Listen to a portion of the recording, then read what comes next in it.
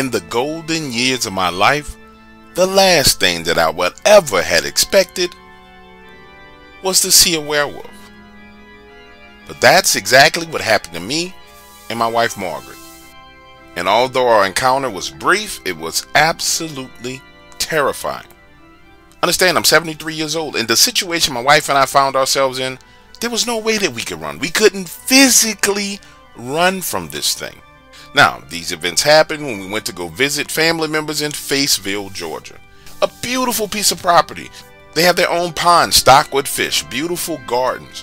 You would think that it's one of those completely off the grid survival type homes. But it's not. It's got all the amenities and comforts of any big house in the city. Now let me say this, you don't get to be 70 years old by not taking care of your body. So no matter where my wife and I found ourselves, the first thing we would do was get up in the morning and pray, and then the second thing we would do was put on our tennis shoes and go for a walk. It didn't matter where we were or what was going on, we had to get 10,000 steps in per day. It's an agreement that she and I have, and it doesn't change no matter what. So when we arrive to Georgia, we hang out with family, go to bed early, get up, and head outside for a walk.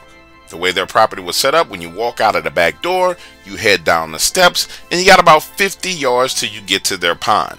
Our plan was to do laps around the pond until we got to 10,000 steps. Now on the far side of that pond is a tree line with some woods. Not really thick woods, but just woods. It's 6:30 in the morning. Margaret and I put on our shoes, head out that back door, and get to walking laps. We make our first lap around that pond, and everything is uneventful. We're laughing and joking about things that happen. We make our second lap around the pond, and when we get to the far side by the woods, it's unusually quiet and creepy. Margaret comments on it, but I'm like, come on darling, let's go. We only got one more lap left. When we make our third lap around that pond, you can hear something moving over there in the trees. Listen, I'm thinking it's a deer or a squirrel. You could have never ever told me that it was a freaking werewolf. We both briefly stop, and my wife quickly comments about how weird the feeling is on this side of the pond and how the feeling in this area changed from the first lap that we took around the pond. She's saying, darling, I feel like something's in these woods watching me. So now she's pulling me by the hand, encouraging me to move on, but I'm standing there staring into the trees because she's right. It feels like something's watching us, but I can't see anything. And again, it's not like these trees by this pond are all lumped together. There's enough space between trees for you to kind of clearly see through back up in there. You know how it is when you make up your mind something creepy and weird is going on, but you're going to let it go and try and ignore it. That's exactly the point I had gotten to mentally. I said, okay, something's weird going on. We only got a half a lap left. Let's just get back to the house and don't worry about it. So now we're walking again, and this time I hear something running in our direction. When I turn to my right and look in those woods, it is an upright walking wolf. Listen, this thing is jet black. 7.5 feet tall, standing on two legs. It's not exactly slender, but it's not super muscular. It stops right there at the edge of the tree line, no more than 40 yards away from us. Now initially, when I laid eyes on this thing, it was absolutely terrifying. I'm talking about gut-wrenching fear. I'm standing there looking at it, and it's looking straight past me at her, and I come to realize that this thing might just attack her. Listen, again, like I told you, I'm 70 years old. There's no running from it. And looking at this creature, there's little chance that I'm going to even be able to fight it off. But the one thing I knew was from the day I married Margaret, I was willing to lay down my life for her. And if it was going to get her, it was going to have to go through me.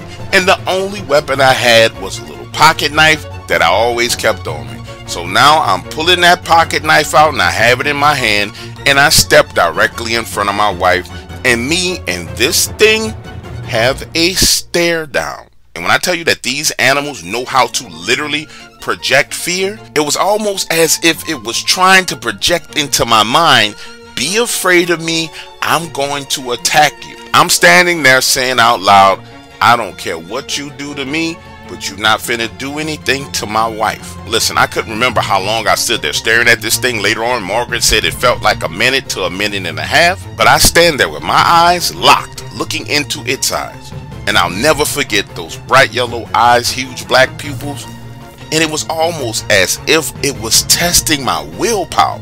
And once it realized that I wasn't going to let it do what it wanted to do, it dropped down on all fours, turned around, and ran. Again, like I told you, I'm too old to be trying to run from anyone or anything. But my wife and I sure enough sped walk as fast as we could around that pond and up and into that house.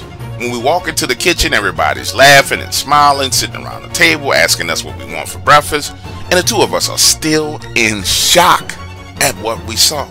I'm talking about a fear that's so strong that you have to go into the bedroom and lay down and take a nap. Finally, when the two of us woke up, we started to tell everyone what happened.